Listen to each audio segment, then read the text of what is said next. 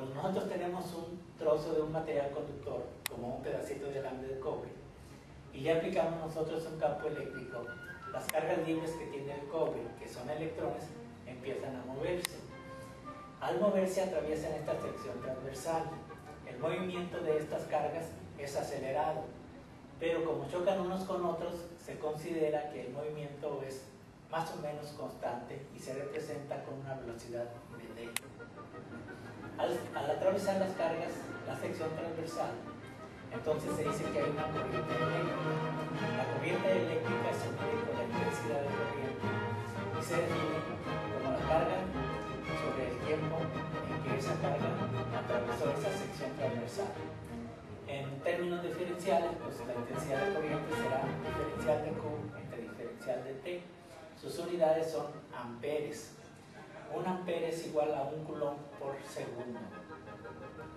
Si utilizamos nosotros la cantidad de carga Q en función de las propiedades de este material, vamos a tener que tomar en cuenta el número de electrones por metro cúbico, la carga del electrón y el volumen de este pedacito de conductor, ¿verdad? Que será la sección transversal A, esta, por la longitud que tiene el conductor.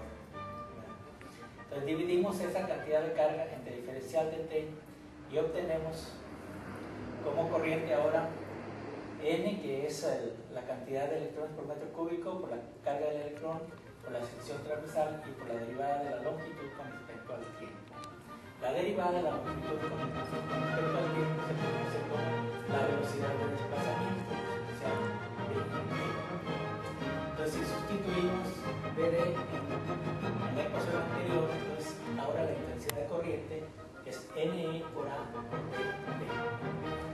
Despejamos B de allí y la velocidad de desplazamiento será igual a la intensidad de corriente sobre el número de electrones por metro cúbico, por la carga del electrón y por la sección transversal.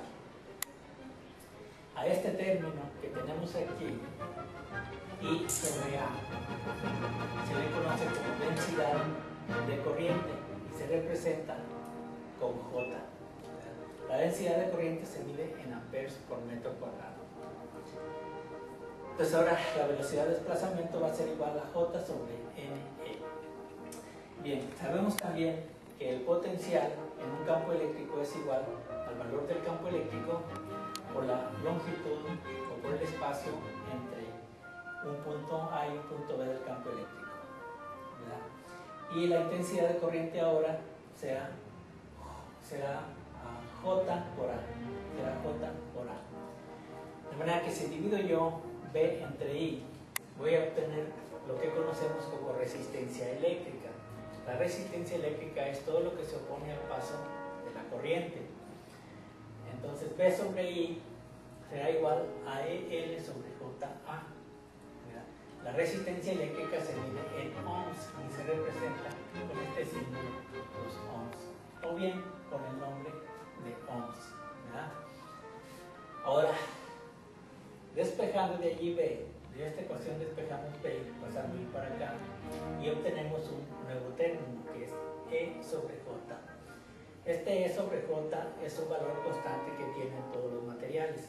Se llama resistividad y se mide en ohms metro. Resistividad eléctrica y se mide en ohms metro.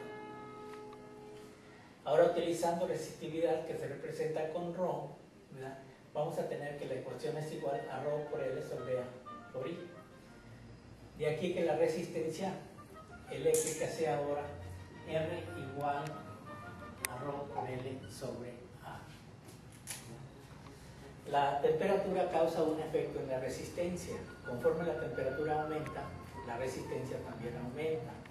Y la razón de aumento es esta ecuación que tenemos aquí. Para un cambio en el valor de la resistencia es igual al coeficiente térmico de resistividad multiplicando a la resistencia a temperatura inicial por el cambio de temperatura. Todos los libros de física tienen una tabla que contiene la resistividad, el coeficiente térmico y algunas otras propiedades. Eso es todo.